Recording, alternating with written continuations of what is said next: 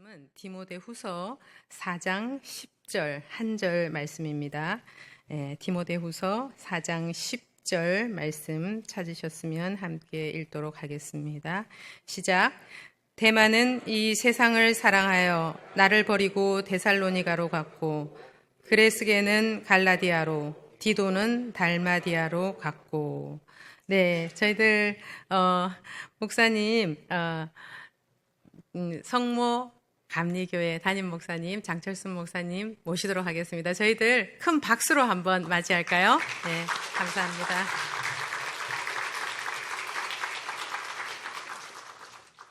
반갑습니다. 촌놈이 이렇게 왔습니다. 굉장히 조심스러워요. 왜냐하면 인천에는 하도 강화 사람들이 많아가지고, 그죠? 이 중에도 분명히 있을 겁니다. 그래서 제가 잘못 전하면 이게 금방 소문이 나가지고, 그래서 참 조심스러운데, 그래도 주어진 시간이니까 제가 최선을 다해 보겠습니다. 사실은 45분 동안에 해야 될 양치고는 굉장히 많은 양을 해야 되기 때문에 한번 달려보긴 할 텐데, 뭐 가다가 시간 내로 끝내기 위해서는 노력을 할 텐데, 혹시나 좀 뭐 오버가 되고 그러면 얘 촌놈이라 그렇게 봐주시면 좋겠다, 그런 생각을 해봐요. 제가 더 진리라고 하는 유튜브를 조금 봤어요. 요즘 여기 온다고 그래가지고. 그랬더니 뭐 구약서부터 시작해가지고 수천 년의 역사를 성경과 이렇게 접목해 가면서 풀어내는데, 야, 내가 여기 오라 그랬을 때는 아무 생각 없이 대답을 했는데, 그걸 보고 나서는 제가 아주 쫄아가지고요. 이거 와야 되나 말아야 되나. 이미 순서는 정해져 있는데 안 할 수도 없고, 수천 년의 역사를 꿰고 있는 사람들 앞에서 강화 땅, 조그마한 땅, 그것도 130년의 역사를 이야기한다니까 너무도 왜소하게 느껴지고, 그렇지만 그래도 또 이왕에 섰으니까 자긍심을 가지고 제가 하려고 그럽니다. 그래서 여러분들이 수준 높은 강의를 들었으니까 저런 사람들도 있구나, 우리 교회가 참 훌륭한 교회구나, 이거를 느끼고 감사하고 돌아갔으면 좋겠습니다. 제가 이렇게 역사를, 사실은 뭐 전 전문 강사도 아니고요, 그냥 시골 교회에서 목회하는 목사예요. 그런데 역사가 뭘까 고민을 해보니까 역사는 남 뒷조사하는 거더라고요. 그런 의미에서 우리 담임 목사님이나 우리 전사님은 아주 뒷조사의 전문가예요. 사람 뒷조사하는데. 그런데 어쨌든 이미 이제 지나간 분들이지만 그 속에서 역사의 의미를 담고 또 닮아갔으면 하는 마음으로 말씀을 전합니다. 자, 1885년 4월 5일 부활절날 이 인천에 아펜젤러 부부와 그리고 언도우, 장로교 언도우도 선교사님이 함께 내림으로 해서 인천에 복음의 씨앗이 뿌려지게 됩니다. 그리고 1885년 7월 29일 날 정식 교회는 아니었지만 이 내리교회에서 처음 예배를 시작을 합니다. 그래서 내리교회 교인들한테는요, 물어보면 우리 교회가 어머니 교회다, 한국의 모교회다, 그렇게 이야기를 합니다. 자, 그런데 인천의 복음화에, 또 강화도 마찬가지고요, 가장 큰 공헌을 한 분이 누구냐면 존수입니다. 존수 목사님. 한국 명호로는 조원시라고도 그렇게 부르는데요. 실질적으로 아펜젤러 선교사가 1902년인가 돌아가시잖아요. 그죠? 그러니까 그 이후로 가장 큰 역할을 우리 감리교회에서 했었던 분이 바로 존수 선교사인데요.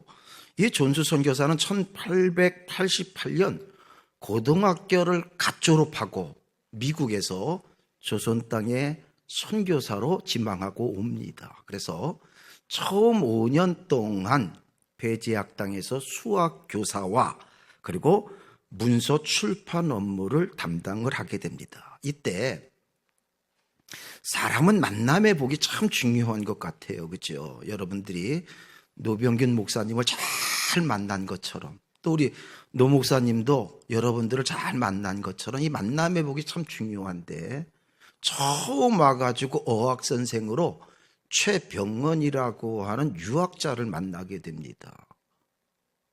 그래서 이 존수 선교사가요 5년 동안 있으면서 한글과 한문과 조선의 역사 아주 능통하게 돼요. 그래서 그분이 처음으로 쓴 논문의 제목이 임진왜란입니다. 그 정도로 한국 역사나 한글이나 한글말에 능통했고요. 또 최병헌이라고 하는 사람도 이 존수 선교사를 잘 만남으로 말미암아 예수 믿어요. 그리고 후에 아펜젤러 후임으로 정동교회 2대 담임자가 됩니다. 그리고 감리교 신학대학 교수 학장을 역임을 하게 됩니다. 자, 어쨌든 이제 존수가 이제 아펜젤러 목사 후임으로 이제 1892년도부터 1903년 내리교회의 이제 담임 목사가 되는데 여러 가지 이야기들을 할 수 있겠지만 간략하게 그분이 했었던 중요한 업적 두 가지가 있는데 하나는 뭐냐? 영화 학교 있지, 영화 학당, 영화 여상, 그 학교를 만드는데 그 부인이 큰 역할을 하게 됩니다. 그 부인의 이름이 마가렛 벵겔이라고 하는 여사인데요. 이 여자가 1890년 9월 4일 날 21살의 나이로 미국에서 와요. 아까 존수가 20살의 나이로 와가지고 배제학당의 선생이었다 그랬잖아요. 그렇죠? 이제 서울로 가야 되는데 길 선생을 합니다. 존수가 제물포로 이제 마중을 오는 거예요. 그때 존수의 나이는 22살. 이 벵겔이라고 하는 이 처녀의 나이는 21살이에요. 아마 그때 처음 한국 땅에서 만나가지고 눈이 맞았던 것 같아. 그래가지고 이 사람들이요, 둘이 나중엔 부부가 되는데요. 이 벵겔이라고 하는 여자가 이제 처음으로 했었던 일이 뭐냐 하면, 스크랜튼 부인이 운영하는 그 병원과 이런 데서 이제 함께, 원래 이 사람이 음악을 전공해서 피아노, 성악을 전공을 했었는데 이제 많은 사람들에게 음악을 가르치는 일을 하게 됩니다. 그러다가 92년 1월 30일 날 이제 존수와 벵겔이 결혼을 해요. 결혼을 해가지고 인천 내리교회로 오게 되는 겁니다. 그래서 내리교회 왔을 때 존수는 목사니까 목회 일을 하면서 그 옆에다가 애들을 모아놓고 시작한 게 영화학교의 시작이에요. 그래서 원래 영자는 영생, 기독교의 영생과 화자는 델와 교화시킨다. 그러니까 기독교로 학생들을 영생으로 교화한다. 그런 의미로 영화학교가 이제 탄생을 하게 되는데 거두절미하고 이 학교 출신 가운데 유명한 사람이 있어요. 그가 누구냐? 우리나라 첫 여자 박사. 누구죠? 김말란 박사가 영화학당 출신입니다. 자, 두 번째로 내리교회가 1900년대 초 조선인의 하와이 이민에도 아주 중요한 역할을 하게 되는데 존스 목사가 호로스 알렌 주한 미국 대리공사와 함께 하와이 이민자들을 모집을 합니다. 그래서 1902년 12월 말에 이제 내리교회의 성도들이 중심이 되어 가지고 121명이 이제 하와이로 이주를 떠나게 됩니다. 그래서 최종적으로 97명이 하와이에 정착을 하게 되는데요. 이들을 중심으로 해서 하와이 이민자들은 이제 사탕수수 농장에서 정말 얼마나 많은 고생을 했겠습니까? 그런데 그들이 보내준 돈이 그 당시에 독립자금이 되는 거예요. 그리고 이승만 대통령이 있었을 때에 든든한 어떤 그 재정적인 후원을 그 사람들이 해주게 됩니다. 그래서 이승만 대통령이 세운 학교가 인하대학이에요. 인하대학. 그러니까 한국의 MIT를 꿈꾸면서 만들어 놓은 학교가 인하대학인데, 왜 인하대학이냐? 인천의 인자와 하와이의 하자, 그렇게 해서 세워진 학교가 인하대학입니다. 자, 인천에는요, 사실은 인천에는 장로교의 역사가 길지를 않습니다. 그죠? 최초로 세워진 장로교회가 1946년에 세워지게 되지요. 그게 인천 제1장로교회예요. 지금은 어디까지 갔는지 모르겠어요. 제가 있을 때는 아마 제7장로교회도 있고 그렇던데, 제2장로교회, 제3, 다 그렇게 나가는 건데요. 왜 그랬냐 하면, 개신교 전래 초기에 선교사들이 협정을 맺어, 신사협정을. 왜? 서로 과다 경쟁이 일어나니까 이제 지역을 분배해가지고 선교를 했다라고 하는 겁니다. 그래서 1892년부터 논의를 해가지고 1893년에 대략적으로 선교지를 나누어요. 그리고 1909년에 확정을 합니다. 그래서 예를 들어서 평안도, 황해도, 경상도는 미국 북장로교회가 관할을 했고요.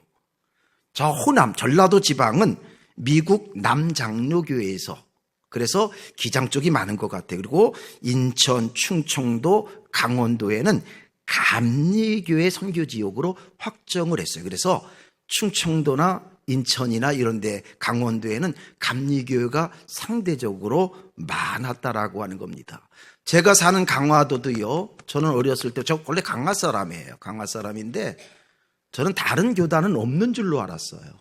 그냥 감리교회만 있는 줄 알았어. 왜? 선택의 여지가 없었어요.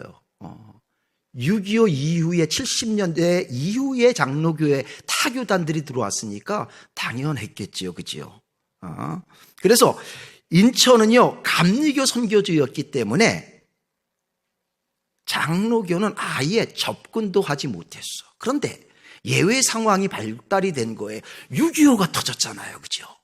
6.25가 터지니까 신앙의 자유를 찾아가지고 저 북한에서 내려왔는데, 저 황해도 평안도에 있었던 사람들은 어느 지역이라고 했어요? 장로교 지역이야. 그러면 그 사람들은 장로교인일 거 아닙니까? 그죠? 그래서 인천으로 대거 사람들이 몰려들었는데 여기는 감리교 지역이야. 하지만 자기들은 태생부터 장로교인이야. 그래서 피난민들에 의해서 만들어진 교회가 제1장로교회입니다. 이해가 되셨나요? 그래서 인천에는 장로교회가 감리교회보다 한 60년 정도 뒤늦게 장로교회가 들어오게 되었다. 그렇게 말씀을 드리고 싶습니다. 자, 강화의 최초의 교회는 성공회에 의해서 시작이 됩니다. 1893년도에, 요 연도만 기준점으로 여러분들이 외우고 있으면 좋을 것 같아요. 1893년도.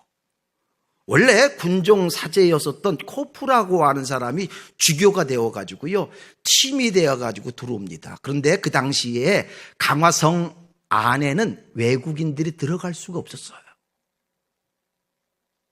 그래서 성 밖에 초가집 3채를 사가지고 시작한 게 강화 최초의 복음의 시작이에요. 1893년도에. 그래서 여기서 시간이 없기 때문에 길게 말씀드리지 않겠습니다. 강화도는요, 성공회에서는요, 최초로 강화도에 실제로 선교가 시작된 어떤 성지와도 같은 곳이 바로 강화도인데요. 지금 강화도에는 성공회가 12교회가 있습니다. 참고로 말씀을 드리면요, 강화도에는요, 인구가 7만 명 정도 사는데 그 중에 개신교회가 210개 정도 됩니다. 그러니까 굉장히 많죠. 군 단위로는요. 자,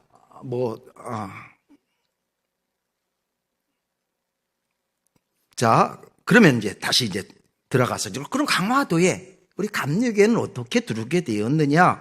앞에 말씀드린 존수라고 하는 선교사가 1892년도에 내립교회의 담임 목사가 돼요.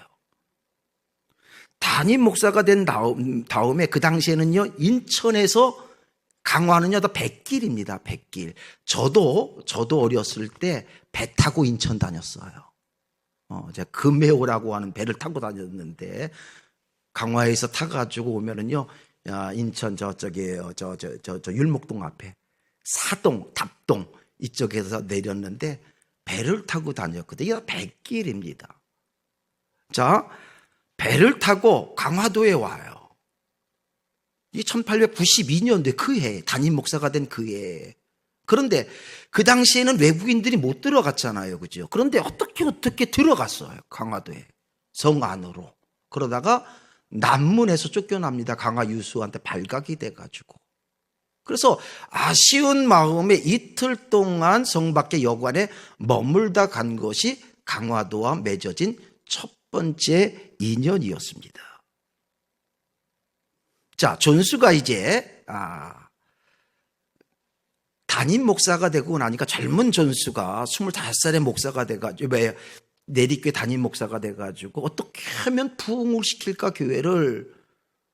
그러면서 생각해낸 게 뭐냐면 상조계를 묶은 거예요. 상조계, 상인들을 대상으로.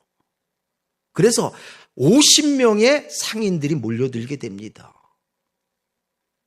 개날은 주일날이에요. 개장소는 교회입니다. 그런데 이 개가 잘 진행이 됐으면 좋았을 텐데 얼마 지나지 않아가지고 개주가 이 돈을 가지고 띵겨먹고 도망가 버렸어. 그냥 개가 난리지요. 그런데 하나님의 섭리는요, 오묘한 게 뭐냐면 그 중에 두 사람의 결신자를 만들어내요. 그 중에 한 사람이 누구냐면 이승환이라고 하는 사람이에요. 이 사람이 광화 사람이란 말이에요.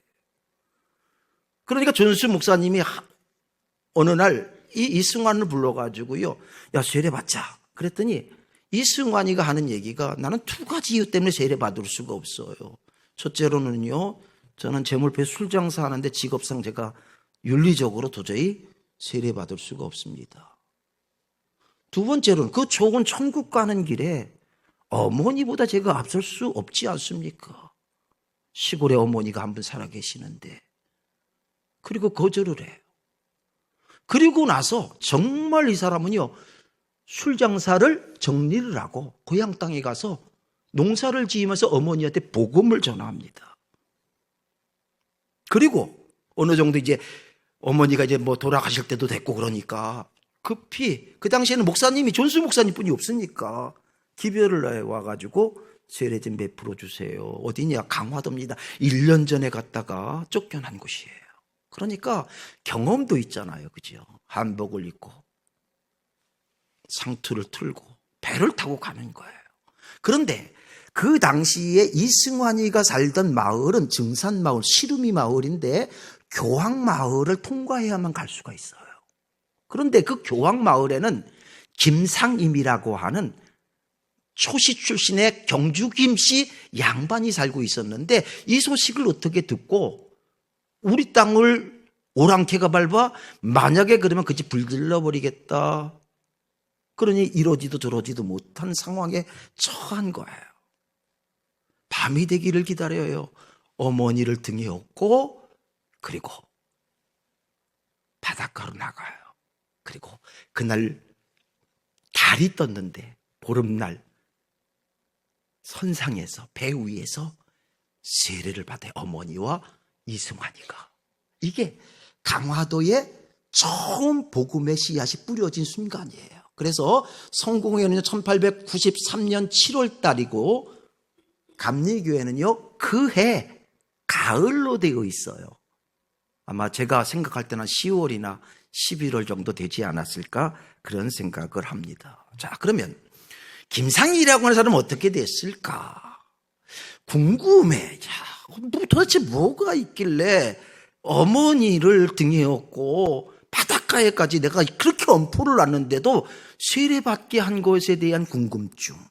또 하나는 이제 존수 선교사가 정말 그 땅에 한 발도 내딛지를 못했지만 가자마자 이명숙이라고 하는 여자가 아닌 남자예요. 지속적으로 정기적으로 보내가지고 말씀을 가리켜요.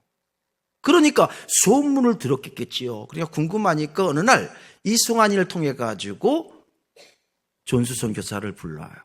그런데 앞에서 말씀드렸지만 존수는요 한국말 한국 역사에 능통했거든요. 오자마자 형님 안녕하세요. 그리고서 이제 대화가 시작이 되니까 마음이 확 열리는 거예요. 그래서 김상임이 예수를 믿게 되는 거예요. 예수를 믿자마자 그는요 자기 앞에 12칸 예배당을 마련해 가지고요 교황마을의 경주김씨 양반들과 시루미 마을, 이거를 한문 증산마을이라고 했거든요. 산자를 따가지고 최초의 교회가 1894년도에 교산교회가 탄생을 하는 거예요. 그래서 양반과 상놈이, 천민이 함께 드리는, 처음부터 아주 시작이 참 꽤 괜찮잖아요. 그죠? 그런 교회가 교산교회입니다. 자, 그런데 이 김상임이라고 하는 사람이 어떻게 됐느냐? 그 다음에 신학을 해요. 이 제물포에 와가지고 신학을 해가지고요. 우리나라 세 번째로 감리교회에서 목사 안수를 4개월을 앞두고 열병 환자의 집에 신방을 갔다가 열병에 걸려서 그만 죽고 맙니다. 그래서 탄생한 교회가 교산교회다. 그래서 예루살렘 교회와 같은 교회다. 그런 말씀을 드리고 싶고요. 그 다음에 생각해 봐야 될 교회가 뭐냐면 두 번째로 세워진 교회가 안디옥 교회와 같은 역할을 했었던 홍의 교회입니다. 자, 홍의 마을에 박능일이라고 하는 사람이 있었는데 그도 훈장이었어요. 김상임이도 훈장이고. 그러니까 어느 날 이 김초씨를 찾아갑니다. 그리고는 예수 믿고 미쳤다면서요? 어떻게 오랑캐들이나 믿는 야소교를 믿느냐 따지러 갔다가 이 사람이 미쳐. 이 사람이 미쳐가지고 예수를 믿게 돼요. 가자마자 훈장이었으니까. 뭐라 그러나요? 아이들을 데리고 처음 시작한 게 홍의교회예요. 아까 앞에서 선교사님들 강화의 특징은요, 평신도들 중심이에요. 목회자들 중심으로 선교가 일어난 것이 아니에요. 평신도들이 아무것도 몰라 살지. 그렇잖아요. 가자마자 어떻게 교회를 합니까? 이게 1896년도에 있었던 사건이거든요. 성경을 알아요, 신학을 알아요, 설교를 할 줄 알아요. 그런데요, 놀라운 거는요, 1년 만에 그 교회가 80명으로 늘어나요. 그 중에 어느 날 이런 작당 모의를 해. 7가정이 모여가지고 성은 부모로부터 물려받았으니까 바꿀 수가 없고, 우리가 한 달 한시에 예수 믿었으니까 우리는 한 형제다, 처음 교인이다. 그래서 일자 돌림자 신앙을 갖게 되는 거예요. 그리고 성경에 중요한 상징적인 글자들이 있잖아요. 그죠? 믿을 신, 무슨 순종할 순자, 이런 것들이 놓고서 뽑는 거야. 그래서 능자가 나오니까 박능일이 된 거고, 순자가 나와서 종순일이 된 거예요. 이런 식으로 이름을 바꿨단 말이에요. 거기다가 주일날이 되면 이 사람들은요, 우리는 죄인이다, 원래 우리 조선 사람들, 한국 사람들은요, 백유민족이에요. 그죠? 흰 옷을 즐겨 입었어. 그런데 주일날이 되면 이 사람들이 검정 옷을 입고 교회를 갔단 말이에요. 그러니까 사람들이 놀렸어. 뻔해 보이면 알아, 그죠? 다 흰 옷 입고 사는데 검정 옷 입고, 아, 저건 예수 믿는 거구나. 그래가지고 놀렸던 별명이 뭐냐? 검정개라고 그래요. 검정개. 여러분 놀라운 거예요, 이거는요. 왜? 지금도 학렬을 따지잖아요, 그죠? 그런데 삼촌과 조카가 한 학렬이 되는 거예요. 양반과 상놈이 한 학렬이 되는 거예요. 대단한 거지요.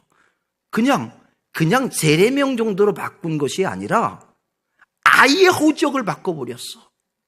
저는요, 박능일이라고 하는 사람의 본명이 뭔지를 몰라. 종순이라고 하는 사람의 본명이 뭔지를 몰라. 아예 바꿔놨으니까. 뿐만 아니라 그들은요, 말씀 그대로 살았어. 그 말씀 그대로. 그 대표적인 인물이 종순일이라고 하는 사람인데요. 이분은요, 제가 첫 목회할 때 그 동네예요. 출신이에요. 종씨마을이 있어요. 하점에 가면. 그 지역의 유지였어요. 이 종순일이한테 돈을 빌리지 않은 사람이 없었어요. 신세 안 진 사람이 없었어요. 그런데 성경 마태복음 18장에 나오는 1만 달란트 믿진 자의 비유를 읽다가 이 사람이 말씀을 그대로 받아들이는 거예요. 그래서 어느 날 사람들을, 빚쟁이들을 다 불러 모아요.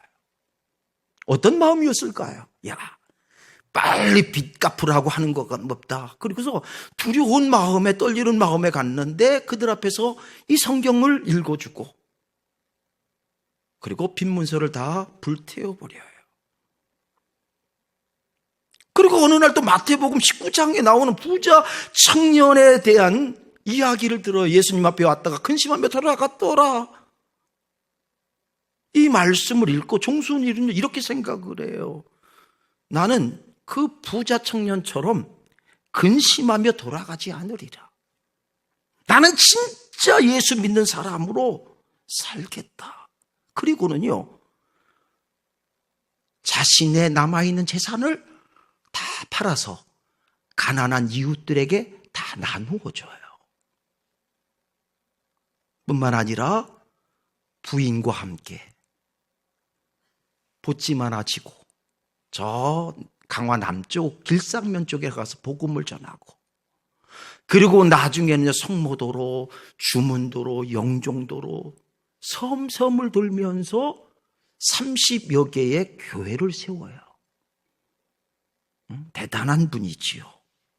또 이 홍위교회에서 1898년, 그러니까 96년에 교회가 세워졌어요. 처음 믿은 지 2년 되는, 그 당시 여자들 이름도 없잖아요. 그죠? 고씨 부인이 71세의 나이로 죽었는데, 이때 인천에서 김기범 전도사, 복정채 전도사가 강화에 와서 처음으로 장례 예식을 집행을 하는데 기독교식으로 했단 말이에요. 최초로 우리나라.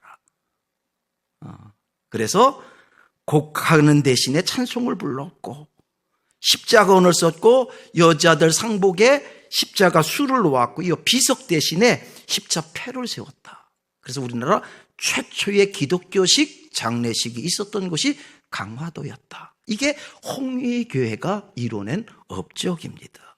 자, 그 다음에 중서부 지역은 고북교회를 통해 가지고 저 건평교회, 그 다음에 흥천교회, 조산교회로 이어지는 그러한 또 한 줄기가 있어. 이것도 다 홍위교회를 중심으로 해서 홍위교 교인들이 이제 전도를 하게 되는 겁니다. 자, 그 다음에 교동섬이라고 있어요. 교동섬. 교동 아시지요? 교동섬이 있는데, 여러분 교동하면 유명한 게 두 가지가 있어. 하나는요, 교동은 유배지예요. 유배지. 유배지도 보통 사람이 가는 유배지가 아니라 왕족들이 가는 유배지예요. 고려시대에서부터 시작해가지고 여러분들이 잘 아는 연산군, 광해군이 다 교동으로 유배를 떠났던 곳이에요. 폐쇄적인 곳이지요. 그래서 우스갯소리로 여담으로 강화 사람들 말 들어보면은요 아주 좀 상스러워. 그래 시끼야? 맛있게야? 그죠? 왜 그랬냐? 뭐 여러 가지 설이 있는데 그 당시에 강화 사람들이 볼 때에 유배를 왔는데 저 사람한테 존댓말을 붙여야 돼? 아니면 반말을 해야 돼?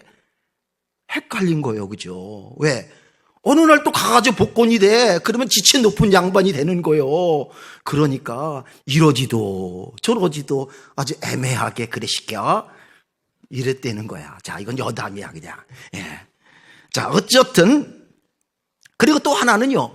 향교가 크진 않은데 여러분 중국에서 들어오다 배 타고 들어오잖아요. 그죠? 그러면 제일 먼저 닿는 곳이 강화도예요. 그래서 공자의 어떤 그 초상화를 가장 처음으로 가지고 들어왔대. 그래서 그것이 보관되어 있는 게 교동향교래요. 그래서 유명합니다. 그래서 이 조그만 섬이 굉장히 폐쇄적이에요. 유생들이 많아. 자, 유생들이 많다라고 하는 것은 유교를 숭배하는 사람들이 많았단 말이에요. 그죠? 그런데 다른 종교인 기독교가 왔으니까 얼마나 반대가 심했겠어요. 그죠? 이런 상황 속에서 교동도에 복음을 전했던 사람이 누구냐? 권신일이라고 하는 분이에요. 자, 이분이 이제 복음을 전하는데요. 교동이라고 하는 섬이 있는데 교동에 읍내리라고 하는 곳에 이제 교회가 처음 교동교회가 세워져 1899년도입니다. 그런데 이 교회는 읍내리에 세워져 있는데 저 북쪽에 인사리 그리고 저 서쪽에 서한이 사람들이 중심이 돼요. 여러분, 그런데 이 거리가 제가 교동에서 목회를 했기 때문에 잘 알아요. 20리가 넘어요. 그러니까 좋게 2시간이 넘어 걸리는 그런 거리예요. 그런데 아름다운 이야기가 한 가지가 있어요. 뭐 아름다운 이야기라고 좀 그렇지만 박마리아라고 하는 29살 먹은 여자가 인사리 2시간 거리에 있는 인사리의 유교지방 유생한테 결혼을 합니다. 황철신이라고 하는 사람과 결혼을 해요. 그런데 이가 예수를 믿었어. 아니 유교 집안에 며느리가 왔는데 예수를 믿어? 그러니까 처음에는 때려도 교회 가니까 어떻게? 그 다음에는 머리를 밀어버려. 여자가 머리를 밀었으니까 꼼짝도 못해야 되는데 두건을 수건으로 만들어가지고 수건 쓰고 가. 어떤 날은요 5번 맞았대 가면서 교회 가면서. 그래도 가는 거예요. 틈만 나면 교회를 가는 겁니다. 이래도 안 되고 저래도 안 되니까 소박을 놔. 그런데 이 처갓집 그 친정 아버지도 유생 아닙니까? 양반이잖아요, 그죠? 그러니까 이게 집안 망신 따지고 그 집 귀신 돼야 되는데 그래가지고 안 받아주려고 하는데 어떻게 안 받아줄 수가 있어, 그죠? 받아주기는 했지만 어쨌든지 간에 그 집안에서 편할 날이 없어. 그냥 계속해서 핍박을 받는 거예요. 귀신 들렸다고 구술하고. 동네 사람들이 얘기를 합니다. 똥 먹이면 귀신이 나간대. 그러니까 똥을 먹여. 그런데 수없이 구타를 당했으니까 똥균이 온몸에 질질질질 흐르는 거예요. 그래서 1904년 7월 20일 젊은 나이에 29살에 시를 봐가지고 죽어요. 그런데 놀라운 거는요. 그가 죽은 후에 남편이 예수 믿어요.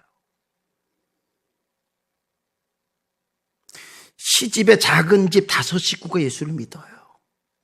친정집 부모가 예수를 믿어요. 8명이 이 박마리아라고 하는 여인 때문에 예수를 믿게 됩니다. 또 교동도에는요, 이 사람이 홍익교회 출신이라 그랬죠. 권신일. 그래가지고 교동도에는요 이름자를 바꾸는데 홍익교회는 일자, 교동교회는요, 믿을 신자, 권신일의 신자를 따가지고 믿을 신자, 방족신 뭐 해가지고 저 교동의 역사, 처음 초대교회 역사를 보면은요, 다 신자야, 그치? 그래서 우리나라에 이 돌림자 신앙이 있었던 곳이 유일하게 두 군데가 있는데, 그게 다 강화도에 있어요. 하나는 홍익교회를 중심으로. 또 홍익교회뿐만이 아니라 이게 유행이 돼가지고 강화 전역에 처음 예수 믿은 사람들이요, 일자 돌림이 얼마나 많은지 몰라요. 그리고 교동교회는 다 신자 돌림이에요. 이런 전통을 가지고 있는 곳이 강화도다. 자, 그 다음에 세 번째로 강화의 가장 중심에 있는 교회가 지금 중앙교회예요. 강화읍교회라고도 했고요, 잠두교회라고도 했습니다. 잠두 뭐예요? 잠자는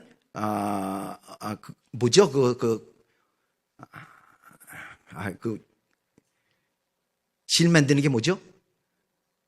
누에 잠자예요. 누에 잠자. 제가 이렇게 쓰니까 막 떨리네요. 잘 생각도 안 나네요. 누에 잠자, 머리 두자서가 잠두예요. 이것이 성경은 뭡니까? 강화도에 여러분 잘 모르시지만 인적연이 굉장히 유명했어요. 그래서 조양방직 이런 거 있지요? 다 그러한 전통 속에서 나온 것들이에요. 그냥 흘러진 것이 아니에요.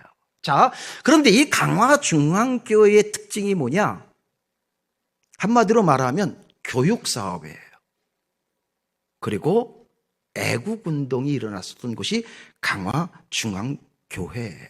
자, 특별히 아까 김상임이라고 저 교산교회의 김상임의 둘째 아들이 김우재였는데,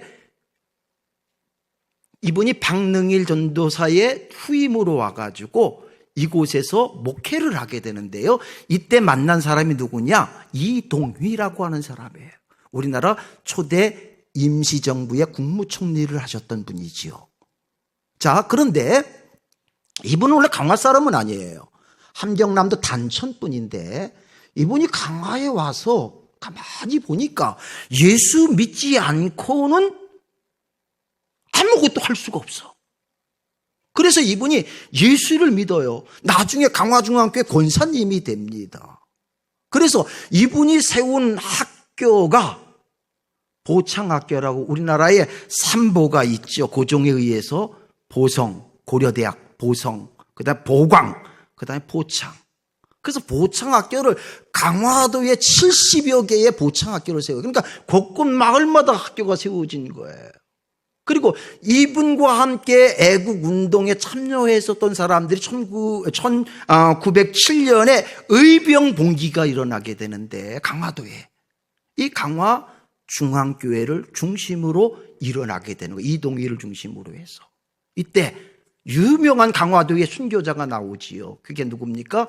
김동수, 그리고 그 동생 김남수 권사, 다 권사예요. 그리고 김영구 성도, 해안가에 놔두고서 일제가 순교자가. 그래서 강화중앙교회는요, 역사적으로 굉장히 어떤 계몽활동, 교육활동, 애국운동이 있었던 곳이고요, 강화의 중심이었고요. 또 제가 1987년도부터 강화도에서 목회를 했거든요. 그 당시에 강화에 오는 군수나 경찰서장이나 이런 분들이 오면은 제일 먼저 인사 가는 곳이 어디냐? 강화중앙교회 담임 목사님한테 인사를 갈 정도로 강화중앙교회의 역할인 강화에서 가히 추종을 부러워할 정도로 그렇게 아주 기독교의 어떤 그런 자긍심이 있는 교회가 바로 강화중앙교회다. 그렇게 말씀을 드리고 싶고요.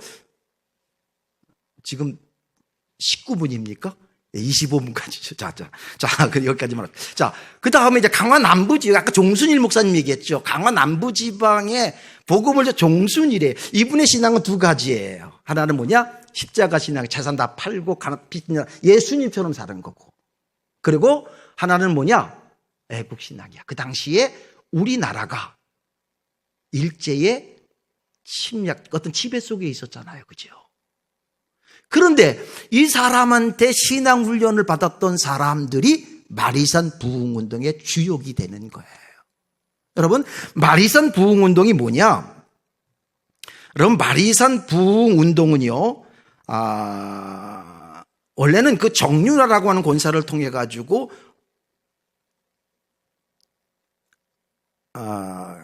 시도 옆에 있는 섬이 뭐죠? 장봉도에는 옹암교회와 강화도를 왔다 갔다 하면서 시작된 부흥운동. 그런데 마지막에는 마리산에 올라가 가지고 마무리를 짓는 게 마리산 부흥운동인데 이게 1960년대까지 이어지게 됩니다. 그런데 여러분, 이게 굉장히 의미가 있는 거는요, 뭐냐면 그 당시에는 우리가 일제 속에 있었잖아요. 그죠? 그러니까 그 사람들이 생각하기를, 자, 장봉도에서 이제 강화도로 배를 타고 옵니다. 이거를 출애굽의 여정으로 생각을 했던 거예요. 그리고 그들이 돌멩이를 지고 마리산으로 올라가요. 예수님께서 십자가의 골고다 언덕을 올라가는 모습으로 형성화시킨 거예요. 그리고 마리산 꼭대기에서 기도회를 하면서 마지막으로 예수님께서 십자가에 처형되었다.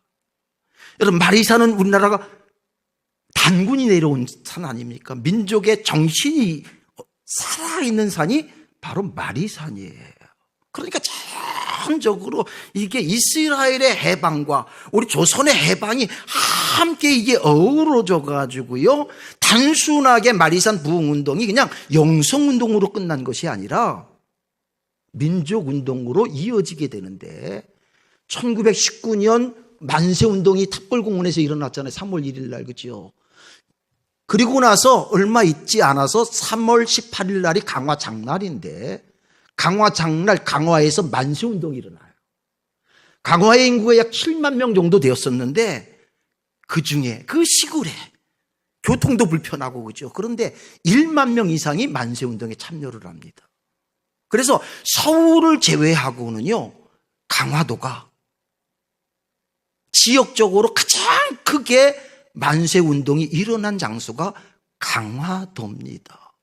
그런데 그 주역들이 다 누구냐? 종순일 목사님을 통해서 신앙훈련을 받았던 다 크리스찬들이 주역이 됐던 거예요.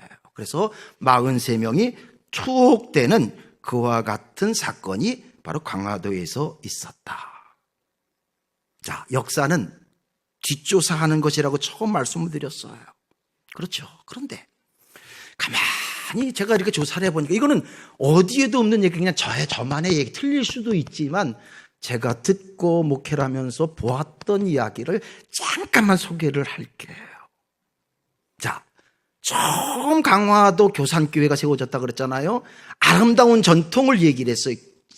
양반과 천민이 함께 드렸던 예배예요. 그런데 이게 오래 갔을까요? 그렇지 않아요. 얼마 있지 않아가지고요, 처음 세례받았던 이승환이 무슨 있었겠죠, 그죠? 트러블이 있었겠죠. 그래가지고 그 당시에 교회가 없으니까 강화읍 성당, 성공회 성당으로 나가게 돼요. 그러다가 1901년도에 그 옆마을에 송산교회가, 성공회가 세워질 때 나가버려요. 이렇게 분쟁이 있었다라고 하는 거지요. 또 홍의교회, 안디옥 교회, 그죠? 종순일 목사님이 있고, 박능일 목사님이 있었던 교회. 그런데 강화도 사람들, 우리 목회자들이 흔히 했었던 이야기 가운데, 죄송해요. 거기 속한 교회에 속한 분들이 계셨는지 모르겠지만, 강화에서 참 목회하기가 힘든 교회 세 군데를 이야기를 하는데, 첫 번째는 제1문산, 제2홍의, 제3교동중앙이라 그래요. 유명한 장로님이 계셨어요. 좋은 쪽으로 유명하신 분이 아니에요. 실명을 말씀을 안 드릴게요. 목사들의 무덤이었어요. 분명히 그랬을 거예요. 우리 교회는 초대교회의 안디옥 교회와 같은 교회였다. 나는 그 교회 장로다. 우리 교회에는 종순일과 같이 아주 멋진 신앙의 모습을 담고 있는 분이 계셨다.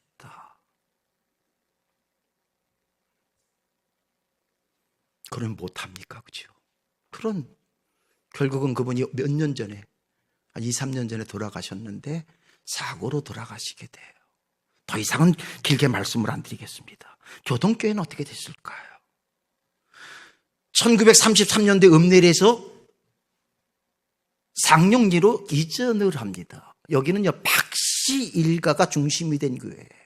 여러분, 곽선희 목사님 아시지요? 곽선희 목사님이 피난을 걸어오셨어요. 그래가지고 인천으로 오셔서 제1장로교회 하시고 소망교회 하셨던 분이에요. 처가가 교동구 박씨예요. 그런데 이 교회가 1970년대에 둘로 쪼개져 나가요. 교동 제1교회와 교동교회로. 그러다가 다시 제 동기가 있을 때, 제가 목회할 때 합쳐집니다. 그런데 끝내 그 박씨 집안의 종손이었던 박용호 권사라고 있었는데 이분은 합세하지 않았어요. 끝까지 자기 아집과 고집 속에 아무리 멋진 전통을 가지고 있으면 못합니까? 자, 그럼 종순일 목사님이 처음 선교한 지역을 가보니까 온수리 지역이에요. 처음에 온수리 지역에 선교를 해야 된 종순일 목사님이 온수리에 안 들어갔어요. 온수리가 중심인데 왜? 성공회가 있었기 때문에. 그런데 얼마 지나지 않아 성공회 교인들과 감리교 교인들이 서로 교인 뺏기 영역 싸움을 해요. 그래가지고 심지어는요, 성공회의 주교가, 그리고 감리교회에서는요, 누구예요? 그 의료선교에서 스크랜턴이 와가지고 겨우 합의를 해요. 자, 제가 말씀을 드리려고 하는 요지는 이겁니다. 아무리 위대한 전통을 가지고 있어도요, 이것을 지속해 나가는 것은 쉽지 않다라고 하는 거예요. 자, 오늘 본문 말씀을 제가 말씀드릴게요. 시간이 좀 지나네요. 자, 오늘 본문에 보면은요, 대만은 뭐라 그랬죠? 대만은 뭘 사랑해서? 세상을 사랑해가지고 데살로니가로 갔다. 자, 그럼 대만은 어떤 사람이었냐? 초대 문서에 의하면은요, 바울이 가는 곳에는요, 항상 대마와, 왼쪽에는 대마와 오른쪽에 누가가 있었답니다. 그러니까 항상 바울과 동행해 있었던 사람이에요. 그런데 세상을 사랑하여 데살로니가로 갔다. 자, 그러면 대마가 예수 믿었다는 얘기예요? 안 믿었다는 얘기예요? 예? 그죠? 제가 곤란한 질문 같으니까 여러분 대답 안 해요. 그죠? 괜찮아요. 데살로니가로 가서도 예수 잘 믿었어요. 자, 왜 그런 표현을 썼냐? 그 당시에는요, 예수 믿는 사람들이 하도 핍박을 하니까 사람들이요, 우리가 이북에 있을 때에 핍박을 피해가지고 남한으로 신앙의 자유를 찾아왔듯이 그 당시에 지정학적으로 그리고 핍박이 거의 없었던 데살로니가로 예수 믿는 사람들이 다 움직여갔어요. 그 행렬 속에 대마도 있었던 거예요. 자, 미루어 보면 대마는 그곳에 가서도 야, 나는 바울과 함께 일했던, 뭐 요즘 뭐라 말하면 나는 총회장 출신이다, 나는 노회장 출신이다, 그러고 다녔을 거예요. 그죠? 과거에 뭐 교회를 어떻게 세웠고 뭐 이런 자랑을 하며 살았을 거예요. 그런데 성경이 우리에게 말하는 건 뭡니까? 끝까지 바울과 함께 하지 않았다. 바울이 갔던 길은 로마 아닙니까? 로마는 핍박이 있는 곳이에요. 그곳이 나에게 편하고 쉽고 이런 게 바울에게는 문제가 아니야. 그것이 하나님이 원하시는 길이었다라고 한다면 바울은 그 길을 갔었다라고 하는 거죠. 사랑하는 성도 여러분, 길게 말씀을 드려서 죄송해요. 하지만 이제 오늘 이런 역사적인 현실을 우리가 보면서, 역사를 보면서 배우는 건 뭡니까? 나도 이와 같이 살아야 되겠다라고 결단하고, 그죠? 좋은 것을 본받아야 되는 것 아닙니까? 제가 보니까 이 초원교회는 아주 실력이 출중한 교회예요.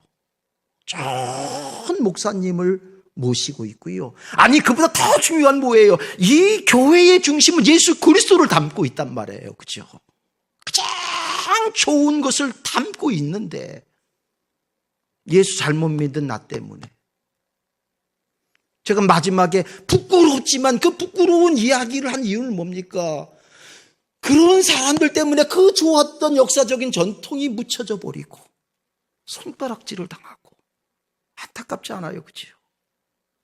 여러분들이 이 좋은 교회라고 하는 이 교회를 이루어 가는데 귀중한 자원들 아닙니까? 그런데 예수 잘못 믿은 나 때문에 예수님이 욕을 먹고 교회가 욕을 먹고 목사님이 욕을 먹는다라고 한다면 그건 안 되겠죠. 그죠?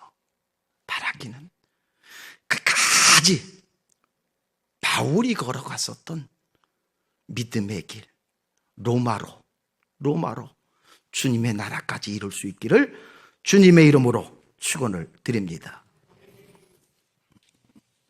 찬송할까요? 예.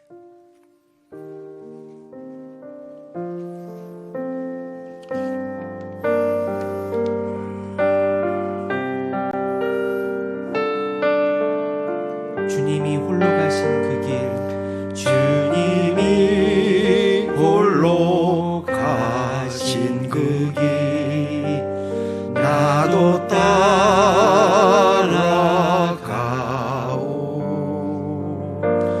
모든 물과 피를 흘리신 그 길을 나도 가오.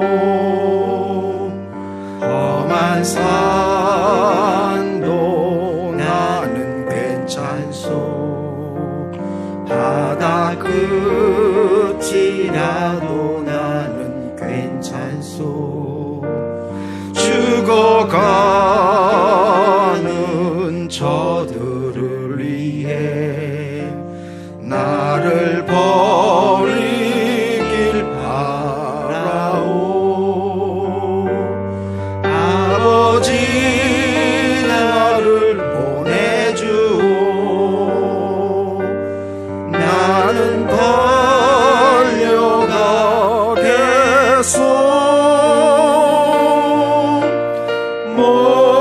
목숨도 아끼지 않겠소. 나를 보내주오. 주님이 홀로 가신 그 길, 나도 따라가오.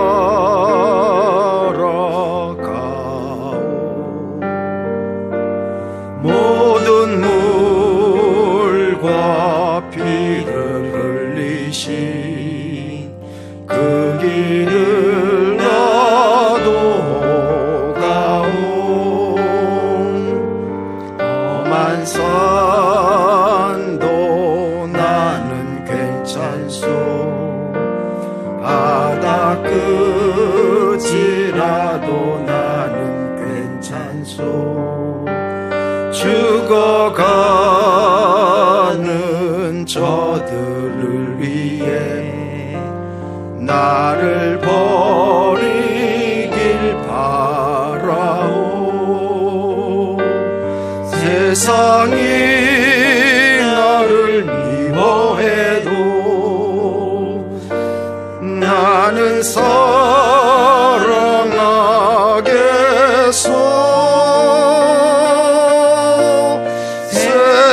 세상을 구원한 십자가 나도 따라가오. 생명을 버리면서까지 나를 사랑한 당신, 이 작은 나를 받아주오. 나도 사랑하오.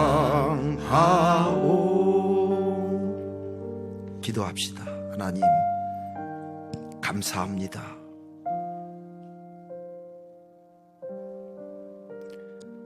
믿음의 길의 여정 속에 우리보다 먼저 그 척박한 상황 속에서도 믿음을 지켜낸 우리의 선조들과 그 교회를 닮기를 원합니다.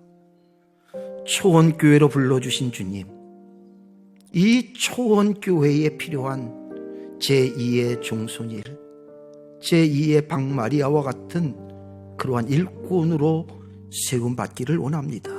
그래서 이 초원교회에 우리의 흔적이 그대로 묻어있는 교회가 되게 하셔서 훗날에 우리들의 후손들에게 자랑거리, 간증거리가 될 수 있도록 인도하여 주시옵소서.